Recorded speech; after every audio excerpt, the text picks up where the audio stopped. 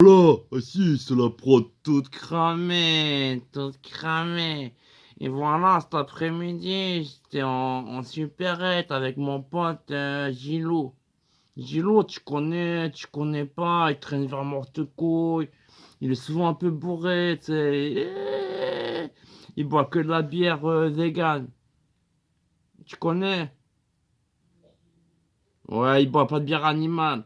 Non, non, non, non. Alors justement, il m'a fait des leçons sur le. Voilà, on était à la supérette, il est vegan.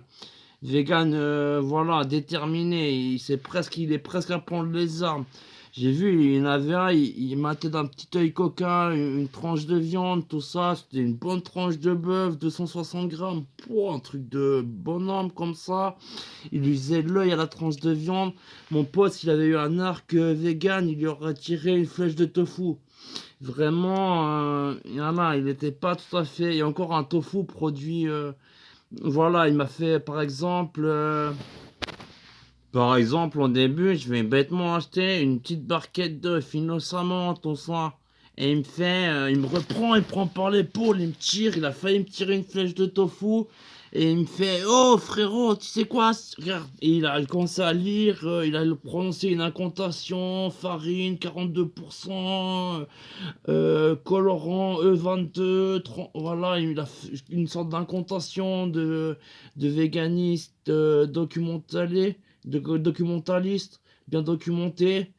Et donc, il m'a fait, si tu savais, ces pauvres poules, là, ouais, il a vu l'origine, il m'a dit, à cet endroit, ils leur mettent des doigts dans le cul pour qu'elles pondent plus vite des œufs, ils leur font des massages de la prostate, elles sont là, pouc, ah, ah, et c'est comme ça, elles pondent plus vite, c'est pour ça que t'as autant des œufs en quantité et si peu cher. Il m'a repris, il m'a tiré par l'épaule, il m'a fait, t'as compris, bonhomme? Et voilà, toute l'après-midi, ça a été ça. On arrive au rayon steak. Il a sorti son sachet de tofu, ses flèches de tofu. Il me les a enfournés. Non, mais j'ai senti qu'il allait le faire, hein. Il était comme ça, nerveux. Il commençait à tourner en rond, à s'agiter, il chauffait. Voilà, on est parti vers un autre rayon. Ensuite, on est allé au rayon de la salade. Il a commencé à s'en mettre partout. Il se l'est mis dans la bouche, dans les habits, dans le caleçon. Il a dit ça, c'est la vie, la nature, la vraie. Il s'est mis voilà, de la Batavia, un peu de salade iceberg, des haricots dans les narines. Il a commencé à s'en mettre sur le crâne, tout ça. Et je lui fais, ah, t'es vraiment un vegan, quoi. Voilà, tu pourrais t'engager chez Greenpeace, faire des actions, voilà, représentatives. À part ça, voilà, c'est une bonne organisation, hein, inscrivez-vous, hein. Et donc voilà, c'était pour l'activisme de mon pote vegan là, qui était vraiment très déter, hein. Déter, hein. Il aurait pu mettre une banderole, voilà, vivant vert, ne saignons pas les petites bêtes de nos herbes, de nos campagnes toutes vertes, tout ça. Et bref, il m'a encore interpellé alors qu'on était au rayon fromage, tout ça.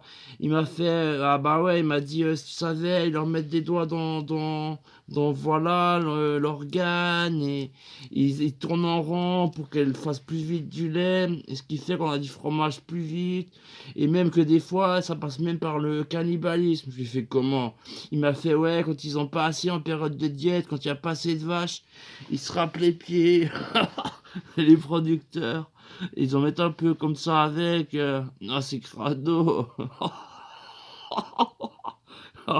Ah, je suis pas sûr qu'ils s'y connaissent, je crois que c'est pas vrai ça.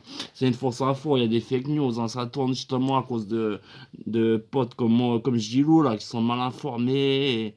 Et voilà, hein. Par exemple, il m'a dit, savais-tu qu'il y a du porc dans les bonbons? Alors là, c'est véridique, hein, il y a vraiment du porc dans les bonbons, de la gélatine de porc épic, de porc, de sanglier, de phacochère, voilà. Et sauf dans les bonbons halal, bien sûr. Et donc, bref, voilà, on a fait le tour du magasin. Chaque fois que j'approchais d'une viande ou d'un produit qui était sorti ou voilà, d'un animal ou qui avait voilà exploité un animal, ce qui est voilà, moi je suis vraiment voilà, je serais vegan si j'avais la volonté.